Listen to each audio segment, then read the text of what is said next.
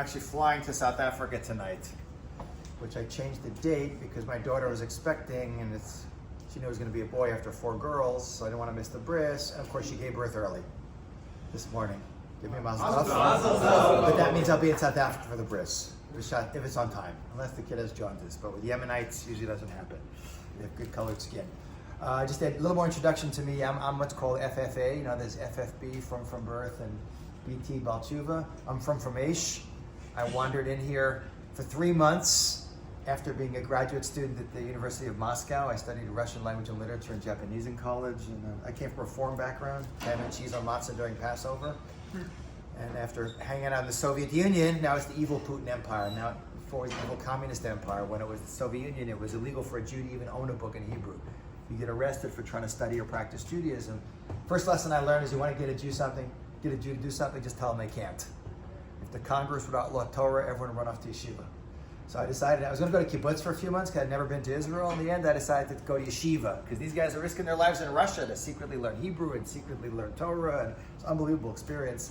So I checked into Aish for 3 months, which was now 9 months and 41 years ago. So time flies when you're having fun. So I stayed and studied full-time in Aish for 5 years. I got smicha.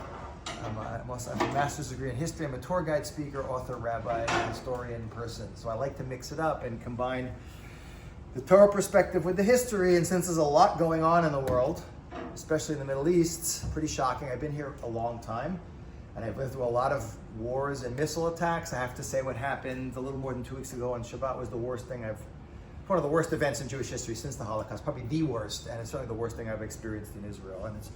And even more shocking than that, despite the murder of 1,300, at least mostly civilians, you now have people running around in your neighborhoods. Everyone here from America? Any non-Americans? But you go to, where are you from? Toronto, same thing. Everywhere you go. You go to New York, you go to Los Angeles, you go to London, you go to Paris, and there's massive rallies of people with Hamas, with not so many Hamas flags, that's illegal for a lot of places to do, but with Palestinian flags and radical, Islamists from universities marching with the LGBTQ plus minus sign people, which they have about as much in common as, forget. But the one thing that unites them is, boy, do they hate Israel. So the pressure's on, guys. It's not just in Israel with the threats. And I have 2 kids. I have a son. 4 of my 5 kids did the military, and 3 of them are combat medics. And one of my sons, who's a reservist, who's in Golani. He's now mobilized and ready to go in. And I have a son-in-law who's actually a reserve colonel in Givati, and he's mobilized and ready to go in. So things are going to get definitely interesting. But the question is, with the pressure rising, how do we make sense? Oh, they're bringing a whiteboard. Oh, very good. How do we make sense of what's going on? And when you go back, you're going to get a lot of flack from people, or how do you respond when people write outrageously stupid things online? Yofi, is this shit? So first of all, let's focus a little. I want to mix it up and do a whole bunch of different things here. One is to give some historical context, and 2 is to deal with some of the attacks that are being made against Israel on an ideological level, not on a physical level. That's a different story. And 3 is to maybe give a little spin hashkafically on it. But it's more a political current events class. So just to begin with, let me do here we go. We have this is my 1-minute map of Israel here. Here's the Sea of Galilee, here's the Dead Sea, there's the Mediterranean, here's Jordan, the Sinai, our good friends up in Lebanon, and over here in Syria. And here's little teeny tiny Israel. Okay, and then we have in there, let's use the right colors. They didn't call it the green line for nothing. Muslims like green. And then we have, just do one thing over here. We got, this is Jerusalem. This is Tel Aviv, Ya Habibi. Over there. And this is what we more or less, what people like to call the West Bank, a term we don't like to use, and this is what we call the Gaza Strip. One thing I've learned when dealing with people who like to shoot their mouths off about the Middle East and most conflicts is they can't even find them on maps. But Ambrose Bierce, who wrote during the American Civil War, he had a great line. He said, "War is God's way of teaching Americans geography." So now people might be able to find Gaza on a map. But to do a little bit of history, about the Gaza Strip. Not so much ancient history. It is part of this discussion about whether it's part of biblical Israel or not. The original boundaries are set out by Joshua. That's not what I want to focus on. But in terms of the modern settlement, up in 1948, Israel becomes a state. You guys know that, right? And we call for peace. And what's the Arab world's reaction? No. 6 Arab armies declare war and they invade from all sides. And it was a lot of Arabs, 45 million Arabs versus 600,000 Jews, a little country the size of New Jersey that was like 9 miles wide over here. And remarkably, we survived. But as a consequence of that, we know Jordan seizes this area, which is really Judea and Samaria. When they say the West Bank, what do they mean the West Bank? The West Bank of what? Of the Jordan River, which is why I love when the leftists marching with the radical Islamists are singing from the river to the sea, Palestine will be free. What do they mean? The complete extermination of the state of Israel and the death of all the people in the country. So they're actually genocidal maniacs. That's a nice thing to point out. But they don't even know what they're singing, most of them. But this area here was occupied by Jordan from 1948 to 1967. Egypt took over this area here, which is called the Gaza Strip, which is an ancient Jewish communities there, from also 48 to 67. In 67, they tried to destroy us again, and we got a hold of these 2 pieces of territory. Okay? And that's when the settlement movement began, by the way, under the Labor Party. And that's the big change in that status took place when? By the way, after 48, we called for peace with the Arabs. They tried to attack us. After 67, when we fought a war for our survival, because every war Israel fights is for its existential, survival.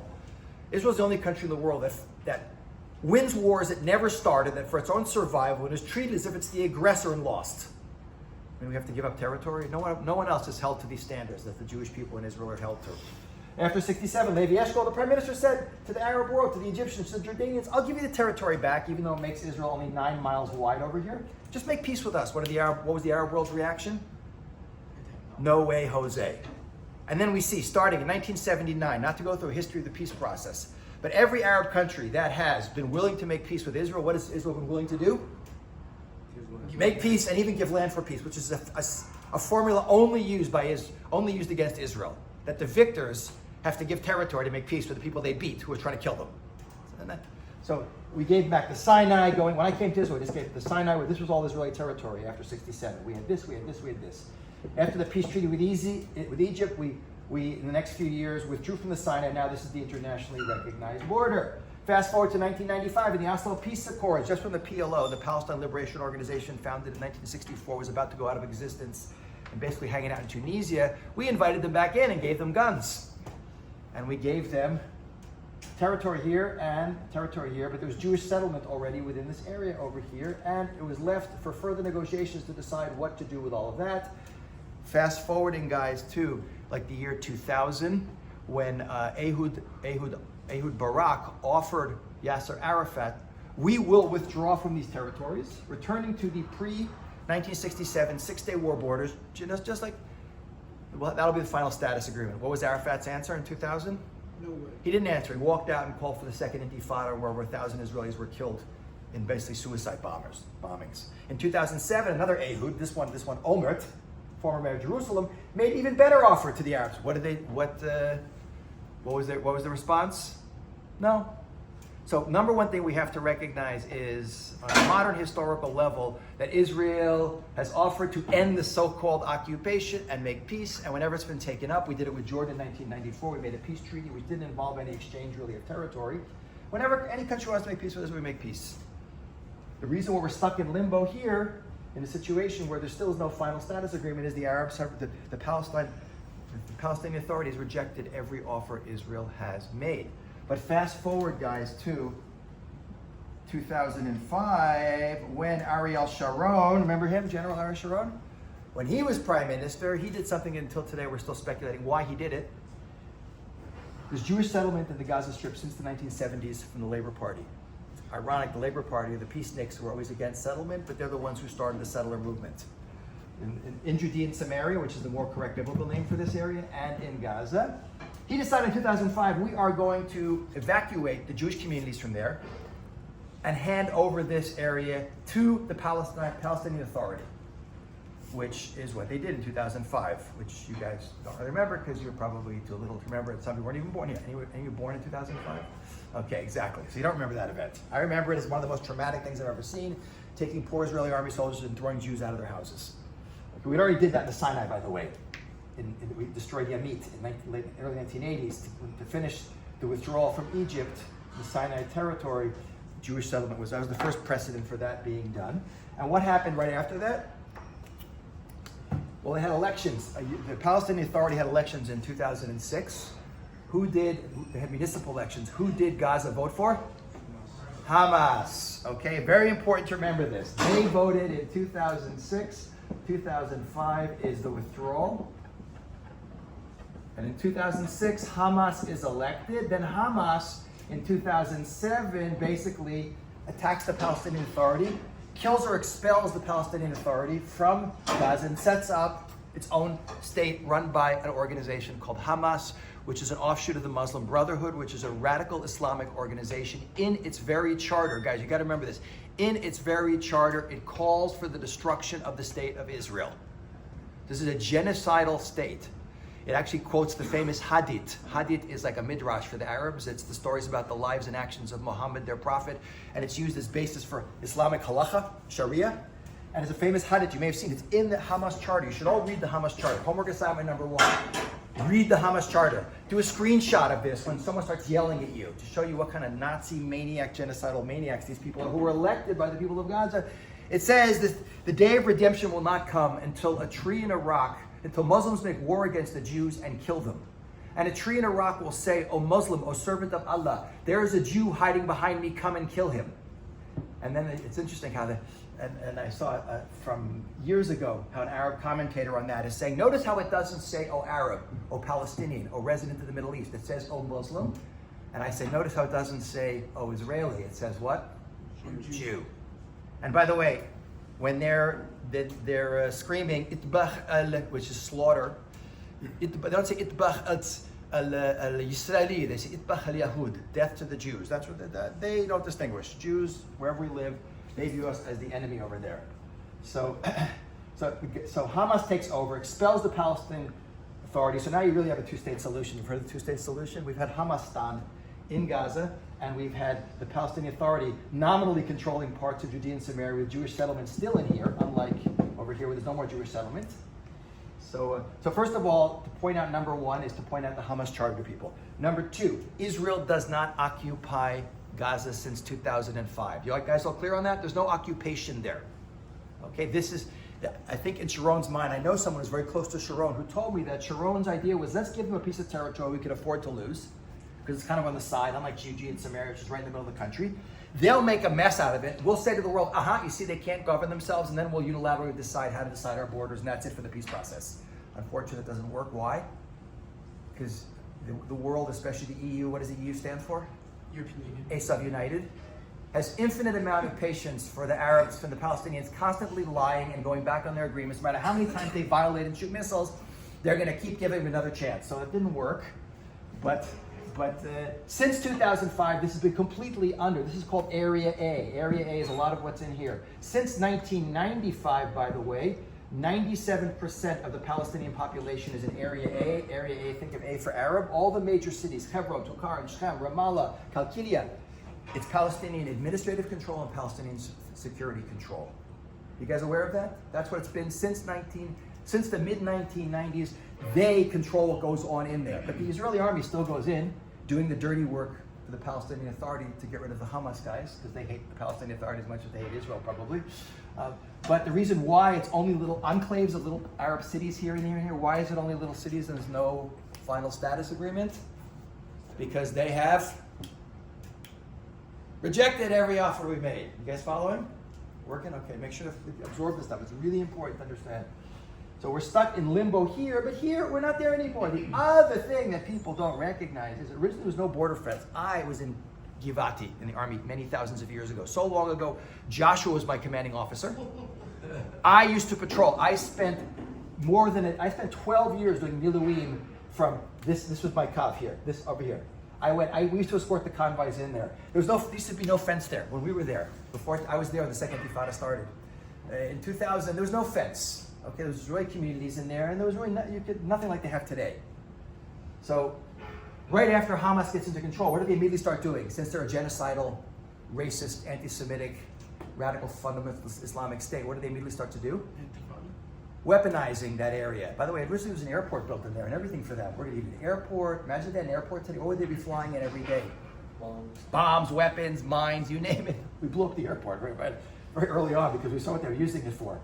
But so they immediately militarized, and immediately starting in 2007, start shooting missiles and rockets into Israeli territory that is not settlers in terms of the disputed territory. This is Israel proper. All the communities that were just decimated 2 weeks ago by Hamas are communities, are kibbutzim, mostly, by the way, secular kibbutzim, mostly, by the way, very left-wing, you should know.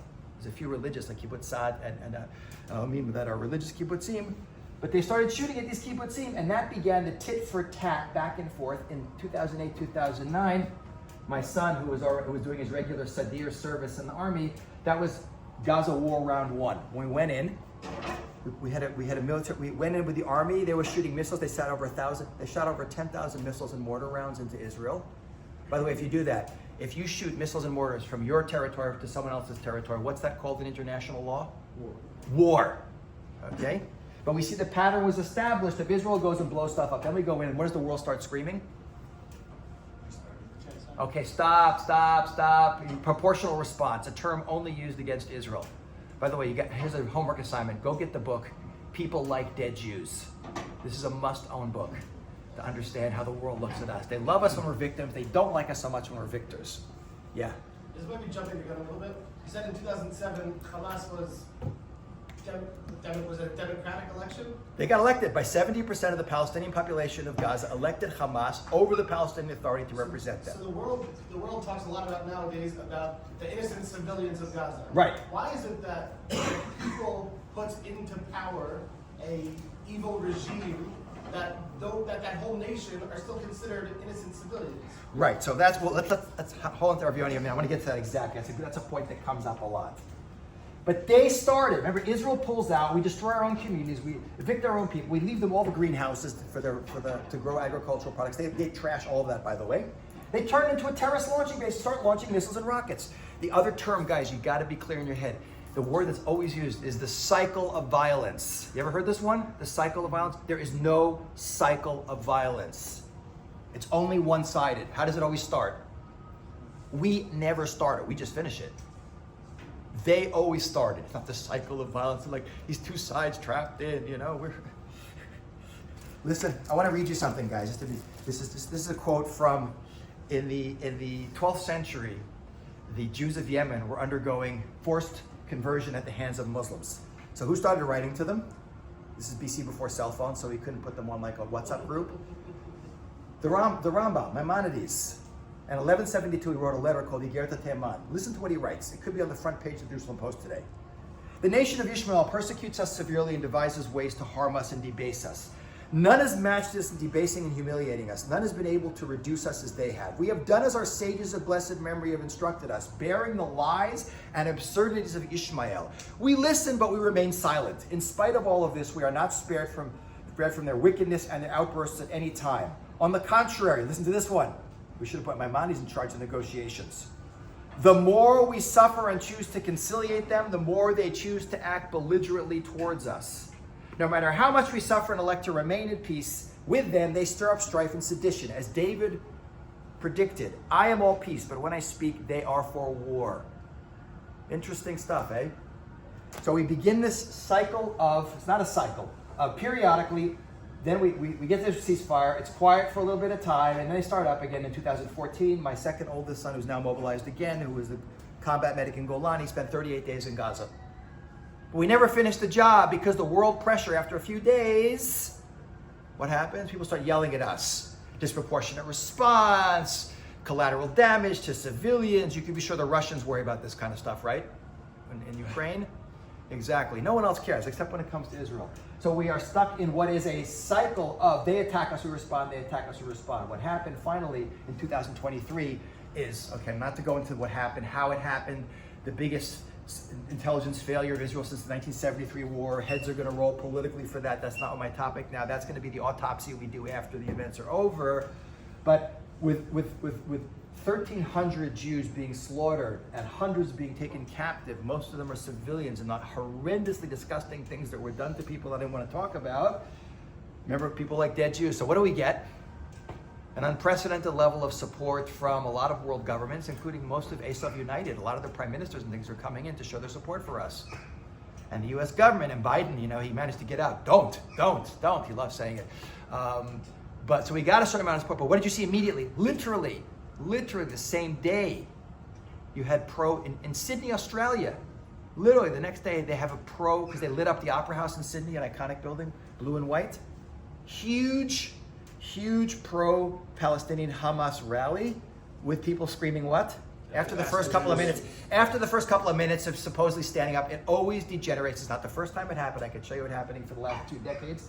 It always degenerates into Hitler was right, 6 million more, gas the Jews. Another thing we got to recognize here, guys, that Israel bashing is the final form excuse that anti-Semitism is hiding behind. That's huge. You got to focus on that too. We don't start these wars. Gaza is not occupied. By the way, one thing about Gaza not occupied, only now is this coming out in the news. Gaza has a border with what other country? Egypt. No one ever mentions. If Egypt wanted to, they could open an airport and a port for Gaza, and Israel could do nothing about it. Why don't the Egyptians do it? Because they don't want them either. No one wants these people, especially the more radical ones. The Palestinians are history's biggest losers. They've been kept as refugees for 75 plus years in Lebanon and Syria places. Still till today, they can't get jobs. No one cares about that, by the way, because it only makes a difference when we're supposedly oppressing them. Trust me, the ones living here in the refugee camps that are now apartment buildings are living a lot better than the ones living in Lebanon or Syria. But that's a different point. So, we don't occupy the territory.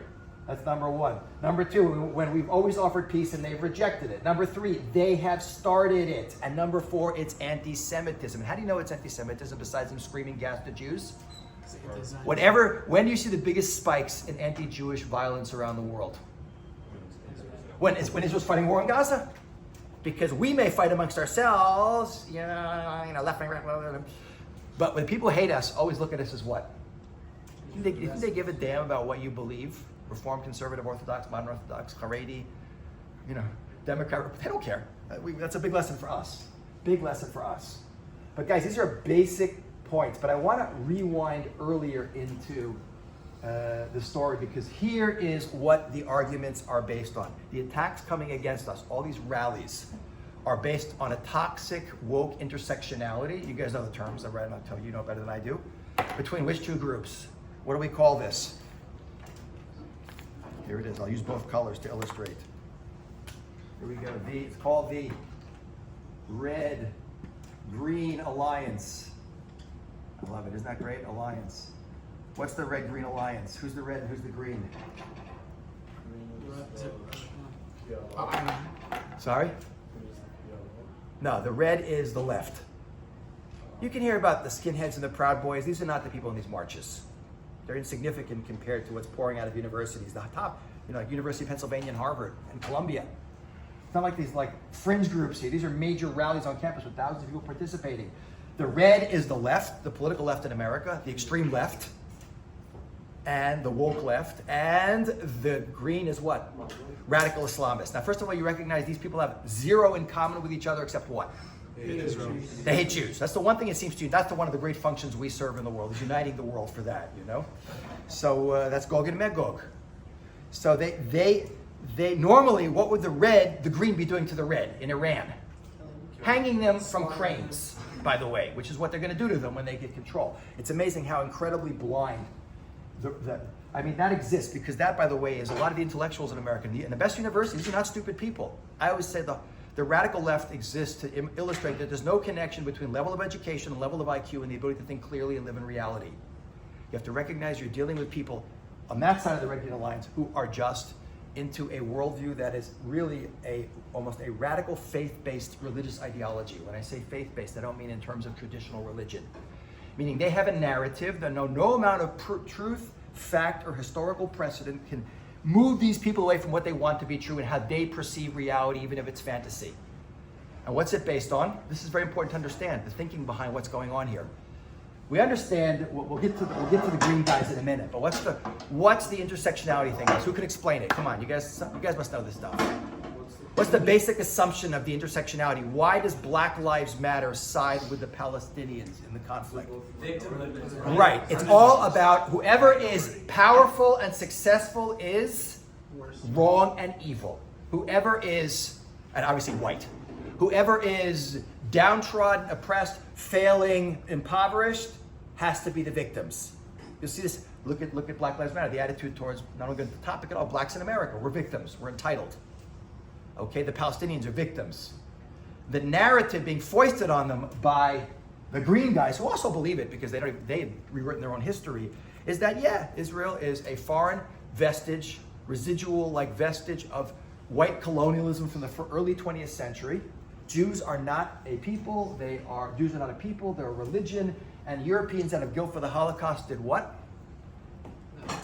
Stole the land from the indigenous population, who is whom? The Palestinians, and gave it to foreigners who have no right to be there. Okay, that's a lie based on a lie based on another lie based on another lie. Guys, when you're explaining this to people, you have to be able to explain what. First of all, we Jews, what are we? We're also a nation. Okay? And where are we indigenous to? We are the indigenous population. It's sort of like attacking Native Americans and claiming they're the settlers in America. When all the white people were there today are the, Weren't there, who was there? Okay, so what's your name?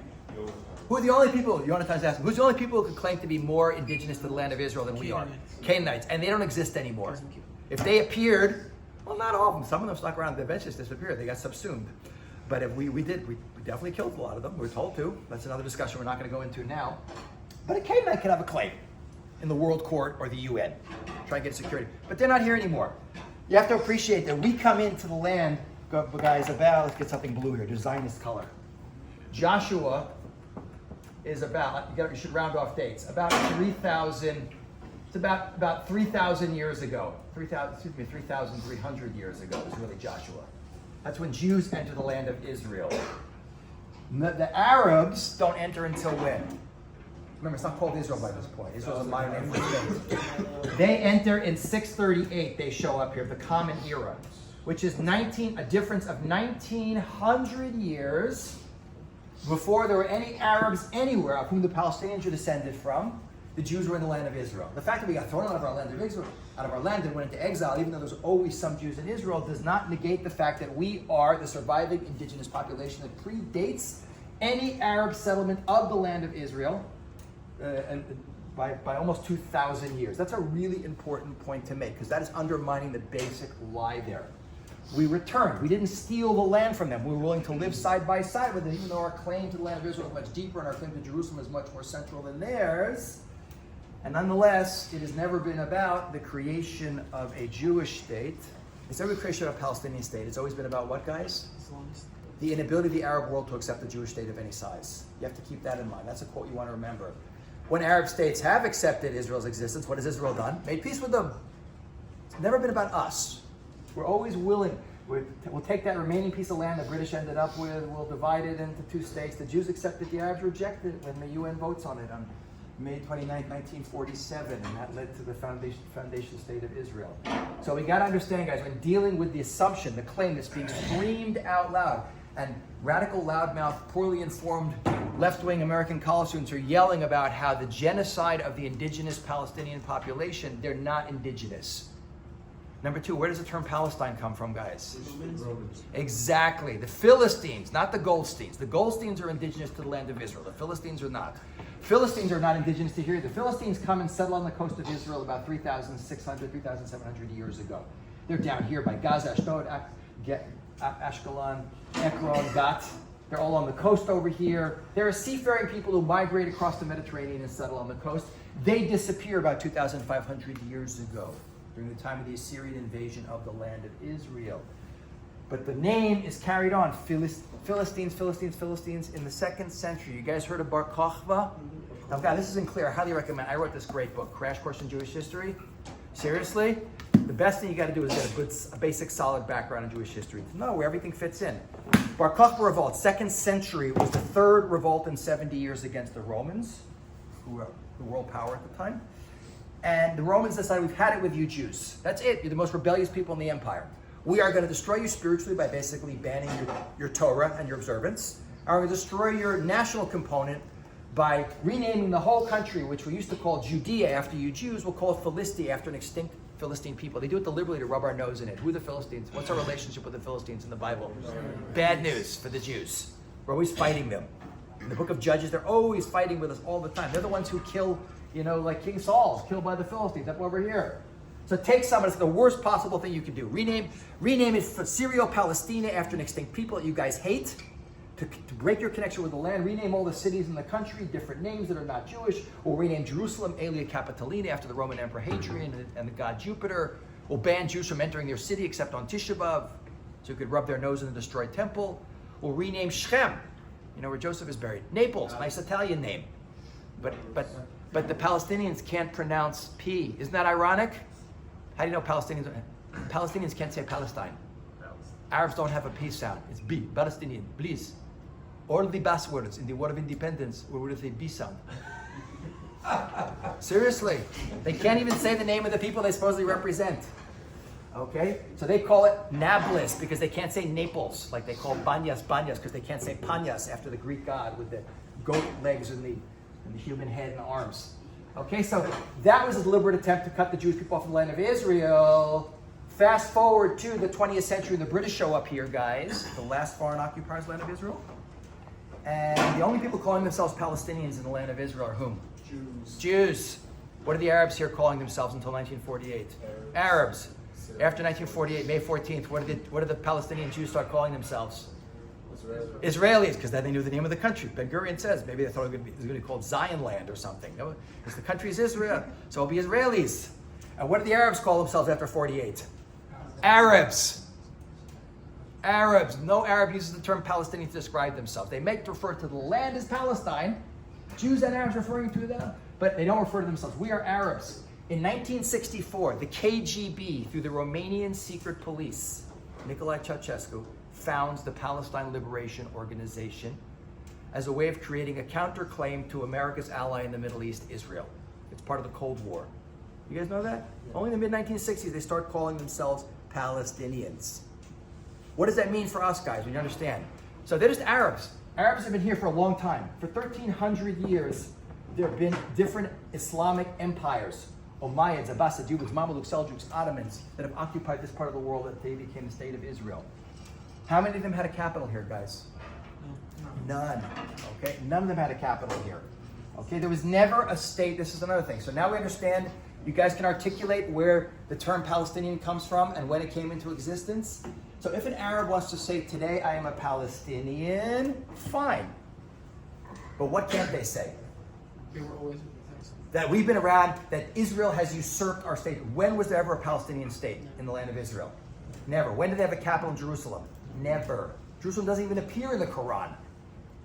It's the third holiest site for Sunni Muslims. So while I'm not saying, and again, we're debating, guys, while I'm not saying you guys, your complete identity is BS, you could make that case, it's a complete modern made-up identity, I would never tell you. You want to identify as a Palestinian, fine, but do not claim that you are part of an ancient people, or you're descended from the Philistines. Some of them even say that, which is kind of ridiculous, because they're a bunch of idolaters. But do not say you're an ancient people who were here before us, or we've stolen the land from you. It's simply not the case. So we are the indigenous population. Okay, we've been sharing this land. Yes, there's an Arab population here, but that is not the issue. So to make such claims that we are occupying their land, the other claim being made is that we are perpetrating a genocide on their population. What's genocide mean?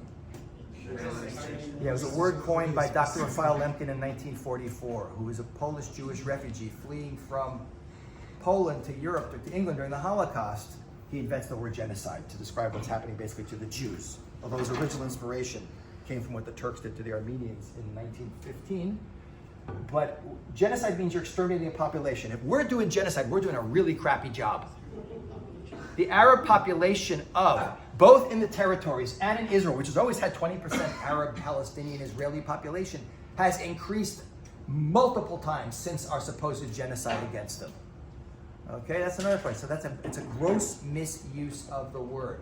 You guys following all this? This is not that hard to go through, to smash down the basic arguments being made here. This is not that hard to go through. So the genocide thing is simply not true. The other thing that we have to talk about is the proportionality claim. that Israel is using disproportionate force against Palestinians. As if in a war you keep a scorecard. Can you imagine in World War II? Yeah, 5 million of those dead, ding, war stops. Anyone ever heard of this being used in any other war in human history? No, the standard is only used against Israel. But because we're fighting asymmetrical warfare. What's asymmetrical warfare, guys?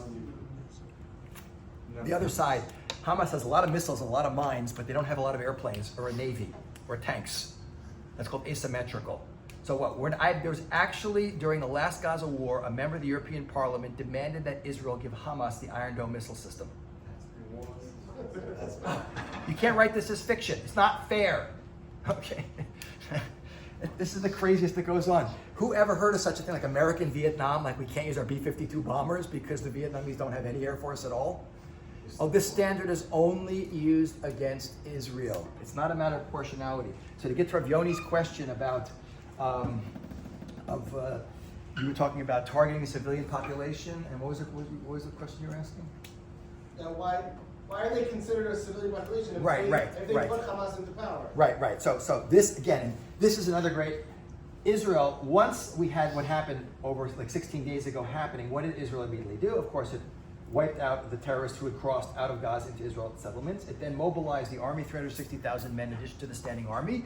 And then it started pounding Gaza. And then what else? Israel does something that no other army in the world does, which is what? It warns the people about to kill them, We drop leaflets. We send text messages to people, get out of the building. We drop what's called a knock-knock bomb, which is like a firecracker drop, it makes a boom, but it doesn't blow up, to tell people to get out. There's no country in the world. Not only that, we were supplying electricity to Gaza and water to them, which, by the way, we were paying for. They owe hundreds of millions of shekels of unpaid electric bills. Have you ever heard of a country? Can you imagine the Soviet army approaching Berlin in 1945 and sending in trucks with food and fuel to the Germans trapped in Berlin at the end of World War II? But these are the insane double standards that are being applied to Israel. Question, yeah. If Israel knows like Hamas isn't going to let civilians out, is it still fair for them to bomb them? Because they know. That's the question. Israel knows. So meanwhile, Israel, not only that, because Israel knows that Hamas is concentrated on the northern part of the Gaza Strip, what did Israel do immediately? Announced by dropping leaflets everywhere. Yeah. Is there no better solution in terms of like attacking? Is there no better solution? Okay, so first of all, Israel announces to Hamas what? The people in Gaza? Evacuate, we're going to blow the crap out of this place. What does Hamas then do? We have videos of it. Blocks the roads because they use, that they always use the line. Israel uses missiles to protect its civilian population. Hamas uses its civilians to protect its missiles. That's a war crime, by the way. And you know who is most at fault here for all of this? The rest of the world. If the rest of the world would have stopped bashing Israel for killing civilians who are cynically being used by Hamas as human shields and say, listen, Hamas, you guys are violating the Geneva Convention and everything else by forcing your civilians to stay and putting your weapons underneath schools and hospitals, and anyone who's killed is your responsibility, that would remove their cover. But they know it's like a little kid, imagine like a little kid stands behind a big bully, he comes up and he like kicks you in the knee, then he like smacks you in the stomach, and then he runs behind the other guy for cover, which is what they're basically doing. They're hiding behind the cover they're going to get from Europe that's going to start claiming that's a disproportionate response. No such standard is used anywhere else. In World War II, what were the Allies doing by the end of the war? Dropping nuclear. Bombing. Well, they've dropped the nuclear weapon on Japan, by the way. It's a good analogy, by the way. And they bombing German cities, Hamburg, Frankfurt, Dresden. They firebomb the city of Dresden with no strategic value, just to kill civilians, basically. 25 to 50,000 civilians incinerated in a firestorm in Dresden in February or January of 1945. They even flew in 3 hours later to kill all the first responders. Okay? Because in war, what's the job of war? Kill the enemy. Okay? We don't sit there. You can't distinguish. In the case of Gaza, there's no other way of doing it. Why did the U.S. Army drop an atom bomb on Japan, by the way? Because there's no power. Because they were expecting 1 million casualties in U.S. soldiers if they took Japan and going in and fighting. Japanese don't surrender, by the way. They just they kill themselves and they take you with them. They're like the kamikaze guys. Those guys. Why do those guys wear helmets, by the way? Always bothered me. But Israel, it's every country's primary responsibility in a war to protect its civilians and protect its soldiers. If it means the other side loses because no government stays in power when enough of the civilians decide they don't want the government in power anymore. There is a level of accountability on behalf of the general population of Gaza. 70% of them voted in, and when you saw it, anyone see the movies that was coming out of Gaza during the attacks? What were they doing in the streets of Gaza? When they were in there murdering, raping, beheading, they were singing and dancing and handing out candies, which, by the way, they were doing in the streets of East Jerusalem during 9/11. When you do that kind of stuff, what were they saying? What is that saying? Go for it. Now, I'm not saying we should deliberately annihilate the population of Gaza. People who argue that, by the way, they're guilty. But Israel is not trying to do that. Israel does things that no other. Jack Kemp, who's Richard Kemp, excuse me, not Jack Kemp. Richard Kemp, who was the former NATO commander in Bosnia. He's a retired British Army colonel. He makes a career out of going around the world explaining that Israel does things in war that no other country does. We're the only people expected to take it. Eric Hoffer is an American sociologist from the mid-20th century. He had the best line, guys. He said, Jews are the only people in the world who are expected to actually act like Christians. That's such a great line. We have to let our civilians be slaughtered. Now remember, the other thing I have to explain to people, so we understand, you guys got the bits and pieces here, we're not occupying it, they started it, there's no cycle of violence, it's run by an organization which calls in its charter for our destruction. Okay? What I wanted to say, it's right out of my mind. The train of thought pulled out without me on it. Bummer. I'll remember in a minute. But Israel behaves in a way that no other country does and is treated as if, again, it's the aggressor and disproportionately perpetrating genocide against the civilian population. You see how the world jumps on it with that hospital bombing where they immediately announced 500 people killed. And then we know, it was a missile that malfunctioned because a third of the missiles they shoot malfunction because what are they made of? The sewer pipes that they dug out of the ground in Gaza, which were paid for by the European Union, which because they use all the money they get. They're the largest per capita recipients of foreign aid in the world of the Palestinian population. They use all the stuff to make weapons. But they, when you make a missile out of a sewer pipe, which isn't really made for that, what's going to happen like a good chunk of the time? It's going to blow up in midair and land in a hospital. By the way, you see the pictures in the parking lot? It killed maybe a few dozen people. And it was launched by them. It didn't stop Rashida Tlaib and Ilan Omar from immediately yelling and screaming about Israel perpetrating a genocide and bombing a hospital and triggering riots around the world. Which brings me to the last thing, guys, that we have to really understand, and I'll open up to questions. No one wants to talk about the Islamic worldview, their hashkafa. What I'm going to tell you now is basic Islamic hashkafa, but it's so important to understand what fuels, to a certain level, the conflict on a much deeper level than the geopolitical realities. What I'm saying now is mainstream. It's like, lahavdil elef alafim, the Rambam's 13 principles of faith. Here's Muhammad's 13 principles, not 13 principles, it's principles of faith. Islam believes that Jews got it wrong, Christians got it wrong, Muhammad came along, he got it right. He's the final prophet. And therefore the whole world is destined to do what, guys? Except Islam. What does Islam even mean? Submission. A Muslim is one who submits. What are you submitting to? The word of God as transmitted through, they believe, the Prophet Muhammad, who dies in the year 632. Okay, until and Islam believes in a deterministic worldview, like we believe, that there's God around the world and history is moving towards a process of Mashiach and redemption. They have the same ideas, they got it from us. Until the world gets to its ideal state of what is called Dar al-Islam, when the entire world is the house of Islam, it will be divided into a world that is ruled by Muslims where Islamic law, Sharia rules, and what's called Dar al-Harab, the world of the sword, the Harab, the world of war, the world of the infidel. Remember Ahmed, the dead terrorist from Jeff Dunham? You gotta watch that, the best skit ever. What is the middle thing between Dar and Al? Sorry, Dar al. The world of Islam, the world. And through what? This is the world of the infidel, the world of the non-Muslim. And through what mechanism is Dar al-Harab brought into Dar al-Islam? Jihad. Jihad, by the way, you have Muslims who be jihad means struggle, like you Jews have the idea of Yetzer Hara, Yetzer Tov, you got to struggle to do the right thing. It does mean that. It taken from a passage in the Quran, jihad fi sabilillah, Allah, striving in the path of God. But how it's used in practical Islamic Sharia halacha is it means external struggle to bring Dar al-Harab into Dar Islam. This is not a radical idea. This is where they believe the world is moving towards. And the people that as Islamic Dar al-Islam expands, it's going to conquer people who aren't Muslims, who are divided into two categories. One are called pagans, and one are called dhimmi. Guys, you got to Google this word dhimmi after we're done. Pagans have no future in Islam. They become slaves become slaves to Muslims, convert or put to death. You're not allowed to practice paganism in Islam. Dhimmi are non-Muslim monotheists, Jews, Christians, Zoroastrians, which they would say means protected people, but it really means apartheid people. Because you believe in one God, we let you live and you can practice your faith, but as a second-class citizen, paying special taxes with all kinds of apartheid-like restrictions on you. And Dhimmi are supposed to always be under the thumb of Islamic leadership and never ruling on top of them. And that piece of real estate, which becomes Dar al-Islam, is never allowed to go back to becoming Dar al-Kharab. What's a piece of real estate that was for 1,300 years under Islamic control? Umayyad, Abbasid, Mamluk, Seljuk, Ottoman, is now back to being in control of non-Muslims and even controlled by Dhimmi, who rule over Muslims, albeit benignly in a liberal democracy. What piece of real estate am I talking about, guys? The Jewish state. You guys recognize that on a purely basic theological level, the existence of a Jewish state violates their worldview. Now, some of them have come to terms with it, just like the Catholic Church eventually in the year 2000 was able to, like Pope John Paul came here and visited the Kotel. Remember, where's the kippah? It acts like a non-Jew. He comes to the land of Israel, and the Catholic Church made diplomatic relations with Israel for the first time since 1948 in the year 2000, because John Paul was as popes go, he was as good as they get. The Islamic world, some of them have done it. What's the example of an Arab state that has now done this? UAE. They're chilled about it, so there is room. It doesn't mean that all Muslims are crazy, fanatic, radical people.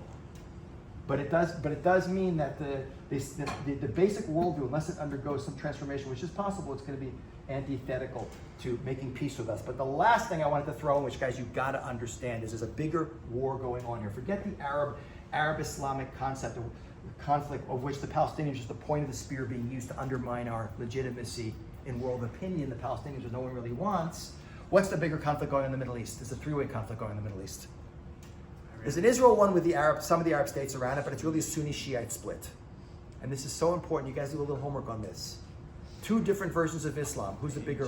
Which has more Muslims in it? Sunnis or Shiites? No, Sunnis. 85% of Muslims are Sunni. They consider themselves the Orthodox Muslims. They consider the Shiites, who we consider more radical. They're like the Reform Jews.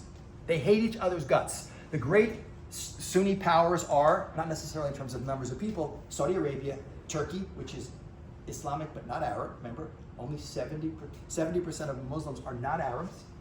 Iran is a Shiite state. They're Persian, so don't confuse the two. Most Arabs are Muslims. Most Muslims aren't Arabs. But the great Sunni powers are Turkey, Egypt, Saudi Arabia. Okay, Saudi Arabia has a lot of money and not many people, a lot of sand and camels, but not a lot of people. Egypt's got a lot of people and not a lot of money and no oil, or for them. And Turkey, they have a big army. They're kind of duking out the dominant, but who's Saudi Arabia more afraid of than anyone else? Iran. Because Iran, since it became a radical Shiite theocracy in 1979, is bent on taking the Islamic concept of conquering the world, but not just making it a Muslim world, making it a Shiite world. And therefore, they have been backing terrorism against other Arab states, and they are the money and the power behind most terrorism in the world today. The day Iran ceases to be a crazy terrorist state is one of the greatest days in modern human history since the collapse of the Soviet Union and World War II. The funding for almost all terrorism in the world is going to cease. And who have they been funding?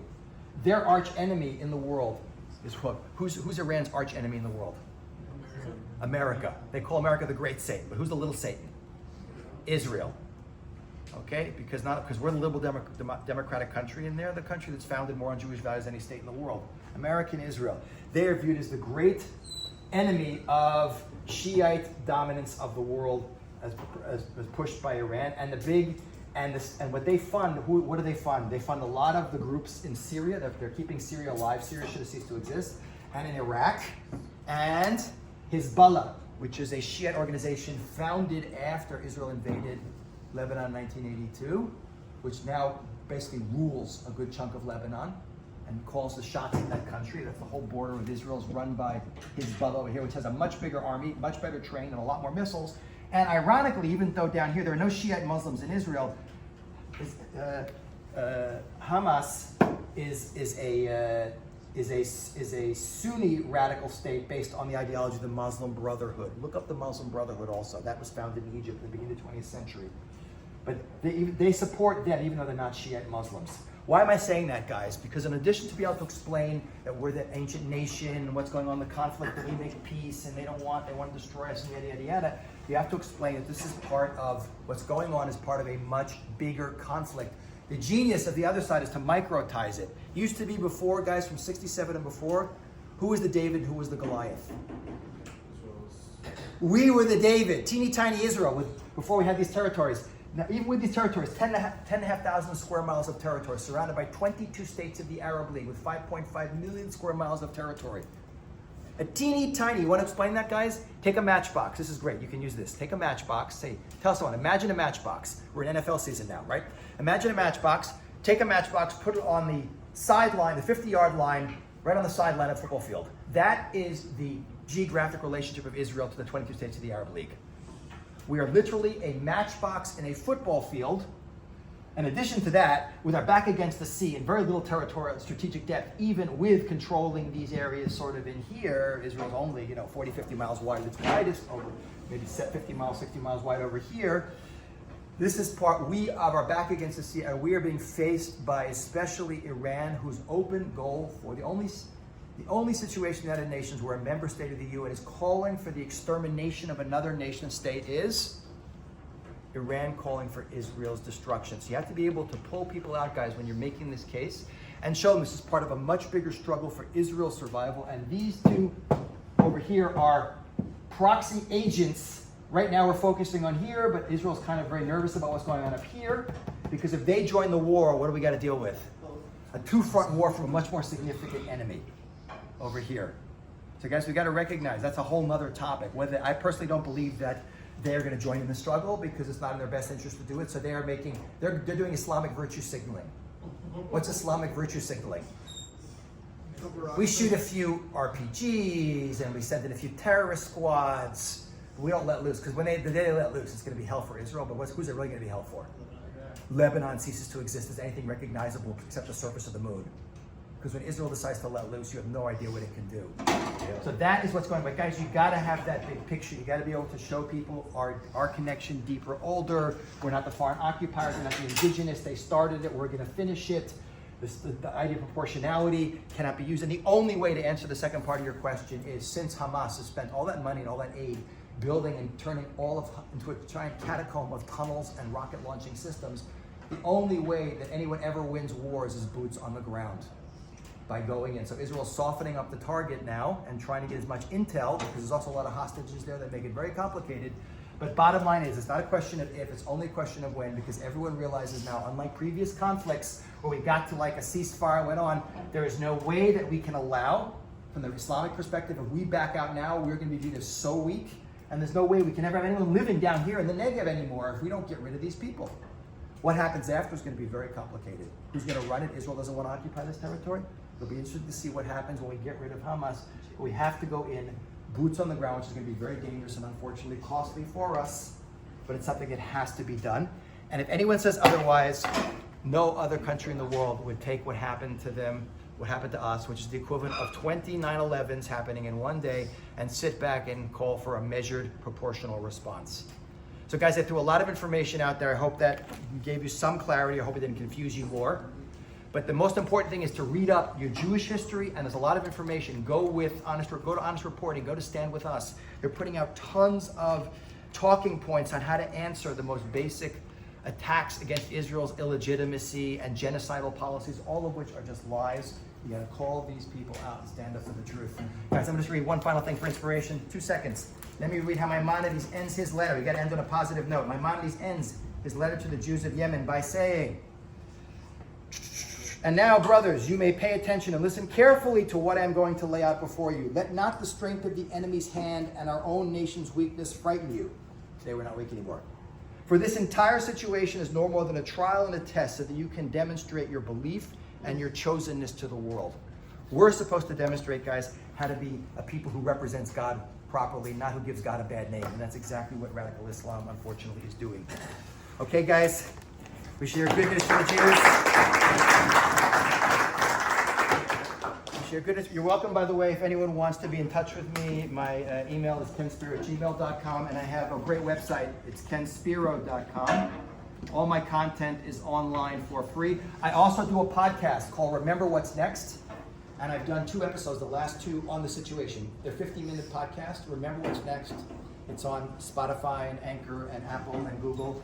And there's 2 50-minute classes I do on this, much more in detail.